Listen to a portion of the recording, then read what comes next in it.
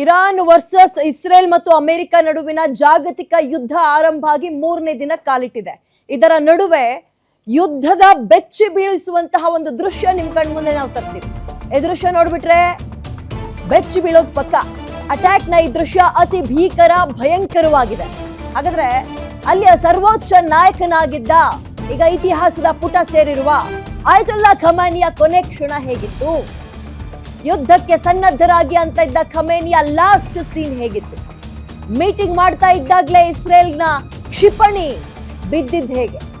ಆ ಕ್ಷಿಪಣಿಯ ದಾಳಿಗೆ ಕ್ಷಣಾರ್ಧದಲ್ಲೇ ಉಸಿರು ಚೆಲ್ಲಿದ್ರು ಖಮೇನಿ. ಇತಿಹಾಸವನ್ನ ಸೇರಿದ್ದಾರೆ ಖಮೇನಿ. ಈಗ ಸಿಸಿ ಕ್ಯಾಮೆರಾದಲ್ಲಿ ಸೆರೆಯಾಗಿದೆ ಖಮೇನಿ ಕಚೇರಿಯ ಮೇಲಿನ ಅಟ್ಯಾಕ್ ದೃಶ್ಯ.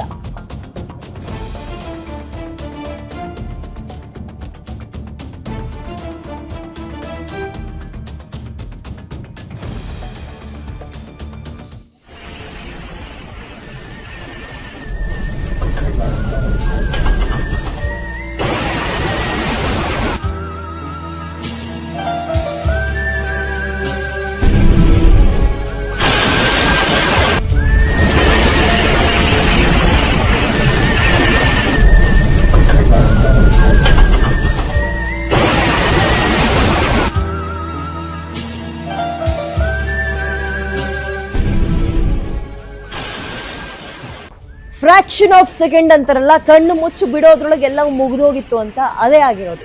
ಇರಾನ್ ಸೇನಾ ಕಚೇರಿ ಕ್ಷಣ ಮಾತ್ರದಲ್ಲಿ ಹೆಂಗೆ ಸುಟ್ಟು ಕರಕಲಾಯ್ತು, ನೆಲಸಮಾಯಿತು ಅಂತ ನೀವು ಗಮನಿಸ್ತಾ ಇದ್ದೀರಿ. ಇಲ್ಲಿ ನಾವು ನೋಡ್ಬೇಕಾಗಿರೋದು, ಕಳೆದ 1 ವರ್ಷದಿಂದ ಯಾವಾಗ ಇಸ್ರೇಲ್ ಇರಾನ್ ವಾರ್ ಪದೇ ಆಗ್ತಾ ಇತ್ತೋ, ಅಮೆರಿಕ ಎಂಟ್ರಿ ಕೊಡ್ಬೋದು ಅನ್ನುವ ಗುಮಾನಿ ಇತ್ತೋ, ಆಗಿನಿಂದಲೂ ಕೂಡ ಹತ್ತತ್ರ 1 ವರ್ಷದಿಂದ ಈ ಖಮೇನಿಯನ್ನ ತುಂಬಾ ಸೇಫ್ ಆದಂತಹ ಬಂಕರ್ನಲ್ಲೇ ಅವ್ರನ್ನ ಸೇಫ್ ಆಗಿ ಇಟ್ಟಿದ್ರು. ಅವರ ಎಲ್ಲ ಆಫೀಸು ಕಚೇರಿ ಆಫೀಸು ಮನೆ ಗಿನೆ ಎಲ್ಲ ಒಂದೇ ಕಡೆ ಬಂಕರ್ನಲ್ಲಿ ತುಂಬಾ ಸೇಫೆಸ್ಟ್ ಜಾಗದಲ್ಲಿ ಅವ್ರನ್ನ ಇಡ್ಲಾಗಿತ್ತು. ಆದ್ರೂ ಕೂಡ ಇಸ್ರೇಲ್ ಮತ್ತು ಅಮೆರಿಕದ ಜಂಟಿ ಪ್ಲಾನ್ ಹೆಂಗ್ ವರ್ಕ್ ಆಗಿದೆ ಅನ್ನೋದನ್ನ ಗಮನಿಸ್ತಾ ಇದೀವಿ ನಾವು.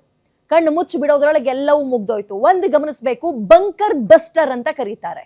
ಅಮೆರಿಕದ ಬತ್ತಳಿಕೆಯಲ್ಲಿ ಮತ್ತು ಇಸ್ರೇಲ್ ಕೂಡ ಭೌಗೋಳಿಕವಾಗಿ ಅದು ಬಹಳ ಪುಟ್ಟದಿರ್ಬೋದು, ಬಟ್ ಟೆಕ್ನಾಲಜಿ ವೈಸ್ ಮತ್ತು ಆರ್ಮಿ ಎಕ್ವಿಪ್ಮೆಂಟ್ ಗಳ ವೈಸ್ ಬಹಳ ಜಾಗತಿಕವಾಗಿ 14ನೇ ಸ್ಥಾನವನ್ನ ಇದೇ ಇಸ್ರೇಲ್ ಪಡ್ಕೊಳ್ಳುತ್ತೆ. ಬಂಕರ್ನ ಸಾಮಾನ್ಯವಾಗಿ ನೀವು ಕೇಳಿರ್ತೀರಿ, ಏನಾದ್ರೂ ಸೈರನ್ ಬಂದ ತಕ್ಷಣ ಎಲ್ಲಾ ದೇಶಗಳಲ್ಲೂ ಬಂಕರಲ್ಲಿ ಹೋಗಿ ಅಡಕ್ಕಳಿ ಅಂತಾರೆ. ಬಂಕರ್ ಒಳಗೂ ಬಂದು ಅದು ನಮ್ಮನ್ನ ಡ್ಯಾಮೇಜ್ ಮಾಡುವಂತಹ ಎಕ್ವಿಪ್ಮೆಂಟ್ಗಳು ಇನ್ನೂ ಅಷ್ಟಾಗಿ ಇಲ್ಲ ಅಂತ. ಬಟ್ ಇಲ್ಲಿ ಬಂಕರ್ನೊಳಗೆ ಇವರೆಲ್ಲವನ್ನು ಕೂಡ ರೆಡಿ ಮಾಡ್ಕೊಂಡಿದ್ರು. ಆ ಬಂಕರ್ ಒಳಗೆ ನುಗ್ಗಿ ಅದು ಬ್ಲಾಸ್ಟ್ ಮಾಡುತ್ತೆ, ಸರ್ವನಾಶ ಮಾಡುತ್ತೆ ಅಂದ್ರೆ ಜಸ್ಟ್ ಇಮ್ಯಾಜಿನ್ ಅವರ ತಂತ್ರಜ್ಞಾನ ಟೆಕ್ನಾಲಜಿ ಯಾವ ಪ್ರಮಾಣದಲ್ಲಿ ಮುಂದೆ ಇದೆ ಅಂತ. ಬಂಕರ್ ಬಸ್ಟರ್ ಅನ್ನ ನೆನ್ನೆ ಬಳಸಿದ್ರು ಇಲ್ಲಿ. ಸಾಧ್ಯವಾದ್ರೆ ಆ ಚಿತ್ರಣವನ್ನು ಕೂಡ ನಿಮಗೆ ತೋರಿಸ್ತೀವಿ. ಒಂದು ಕಡೆ ಇತಿಹಾಸದ ಪುಟವನ್ನ ಈ ಖಮೇನಿ ಅವ್ರು ಸೇರಿದ್ದಾರೆ, ಮತ್ತೊಂದು ಕಡೆ ಸೇನಾ ಕಚೇರಿಯಲ್ಲಿ ಎಲ್ಲರೂ ಕೂಡ ಅವ್ರ ಪಾಡಿಗೆ ಅವ್ರು ತುಂಬಾ ಆಕ್ಟಿವ್ ಆಗಿರ್ತಾರೆ ಈ ಟೈಮ್ನಲ್ಲಿ. ಯಾಕಂದ್ರೆ ಯುದ್ಧದ ವಾತಾವರಣ, ಯಾವಾಗ ಏನ್ ಬೇಕಾದ್ರೂ ಆಗ್ಬೋದು. ತುಂಬಾ ಅಲರ್ಟ್ ಆಗಿರ್ತಾರೆ, ಮೈ ತುಂಬಾ ಕಣ್ಣಿರುತ್ತೆ, ಸಿಸ್ಟಮ್ ಆಪರೇಟ್ ಮಾಡ್ತಿರ್ತಾರೆ. ನಾವು ಈಗ ಯಾವ ಮಿಸೈಲ್ ನ ಎಲ್ಲಿಗೆ ಹಾರಿಸ್ಬೇಕು, ಅವರಿಗೆ ದೊಡ್ಡ ಪ್ರಮಾಣದಲ್ಲಿ ಡ್ಯಾಮೇಜ್ ಮಾಡೋದು ಹೆಂಗೆ, ಇದೆಲ್ಲ ಯೋಚನೆ ಮಾಡ್ಬೇಕಾದ್ರೆ ಇದ್ದಕ್ಕಿದ್ದಂತೆ ನಿಖರ ಜಾಗಕ್ಕೆ ಬಂಕರ್ ಒಳಗಿದ್ರೂ ಕೂಡ ಬಿಡದೆ ಬಂಕರ್ ಬಸ್ಟರ್ ಅನ್ನುವಂತಹ ಒಂದು ಮಿಸೈಲ್ ಎಲ್ಲವನ್ನ ಸರ್ವನಾಶ ಮಾಡಿ ಹಾಕುತ್ತೆ. ಅವರ ಕೊನೆ ಚಿತ್ರಣವನ್ನ ಬಹುಶಃ ನೀವು ಕೆಲವರು ಸೋಷಿಯಲ್ ಮೀಡಿಯಾದಲ್ಲಿ ನೋಡಿರ್ಬೋದು. ಬಾಯೊಳಗೆಲ್ಲ ಮಣ್ಣು ತುಂಬಿಕೊಂಡಿದ್ದು, ಅವರ ಉಂಗ್ರದ ಮುಖಾಂತರ ಅವರ ಕೈಯನ್ನ ಕಂಡುಹಿಡಿಯಲಾಯಿತು, ಇದೇ ಖಮೇನಿ ಅವರು ಅಂತ. ಅವ್ರ ಕೈಗೆ ಉಂಗ್ರ ಹಾಕ್ತಾ ಇದ್ರಲ್ಲ ರಿಂಗ್ ಫಿಂಗರ್ಗೆ, ಅದನ್ನ ನೋಡಿ ಅದು ಖಮೇನಿ ಅವರು ಅಂತ ಕಂಡುಹಿಡಿಯಲಾಯಿತು. ಆ ಪ್ರಮಾಣದಲ್ಲಿ ಅವರು ಸತ್ತು ಬಿದ್ದು ಬಿಟ್ಟಿದ್ರು. ಅದ ಫೋಟೋಗಳನ್ನು ನೋಡೇ ಇನ್ನು ಎಷ್ಟೋ ಜನ ಅಳ್ತಾ ಇದ್ದಾರೆ. ಶಿಯಾ ಭಾಗದ ಧರ್ಮಗುರು ಅಂತಲೇ ಅನ್ನಿಸ್ಕೊಂಡಿದ್ರು. ಕೋಟ್ಯಾಂತರ ಮುಸ್ಲಿಂ ಶಿಯಾ ಒಂದು ಗುಂಪಿಗೆ ಸೇರುವಂತಹ ಧರ್ಮಗುರು ಅಂತ ಅನ್ನಿಸ್ಕೊಂಡಿರೋರು ಧರ್ಮಗುರುವನ್ನ ಕಳ್ಕೊಂಡೀಗ ಅನಾಥರಾಗಿದ್ದಾರೆ. ಇದರ ನಡುವೆ ಇರಾನ್ ಸೇನಾ ಕಚೇರಿ ಇದ್ದಕ್ಕಿದ್ದಂತೆ ಧ್ವಂಸ ಆಗಿರೋದು ನೋಡ್ಬಿಟ್ರೆ ಎಂಥವರ ಎದೆ ಕೂಡ ಜಲ್ ಅನ್ನತ್ತೆ. ಜಸ್ಟ್ ಇಮ್ಯಾಜಿನ್, ಯಾವುದೋ ಮೂಲೆಯಲ್ಲಿ ಕೂತಿರ್ತಾರೆ, ನಿಖರ ಪಾಯಿಂಟ್ ಅನ್ನ ಇಟ್ಟು ಇದೇ ಭಾಗಕ್ಕೆ ಹೋಗಿ ಆ ಮಿಸೈಲ್ ಬೀಳಬೇಕು, ಇಷ್ಟೇ ಪ್ರಮಾಣದಲ್ಲಿ ಡ್ಯಾಮೇಜ್ ಆಗಬೇಕು ಅನ್ನುವಂತಹ ಟೆಕ್ನಾಲಜಿಯನ್ನ ಕಂಡು ಹಿಡಿತಾರೆ, ಅದನ್ನ ಪ್ರಯೋಗ ಮಾಡ್ತಾರೆ, ಯಶಸ್ವಿ ಆಗ್ತಾರೆ. ಅಂದ್ರೆ ಯಾವ ಪ್ರಮಾಣದಲ್ಲಿ ಟೆಕ್ನಾಲಜಿ ಮುಂದುವರಿತಾ ಇದೆ.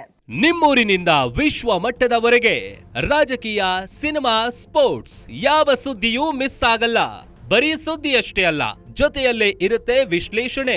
ಗ್ಯಾರಂಟಿ ನ್ಯೂಸ್ ನ ಸಬ್ಸ್ಕ್ರೈಬ್ ಮಾಡಿ, ಫಾಲೋ ಮಾಡಿ, ಕ್ಷಣ ಕ್ಷಣದ ಅಪ್ಡೇಟ್ಸ್ ಪಡೆಯಿರಿ.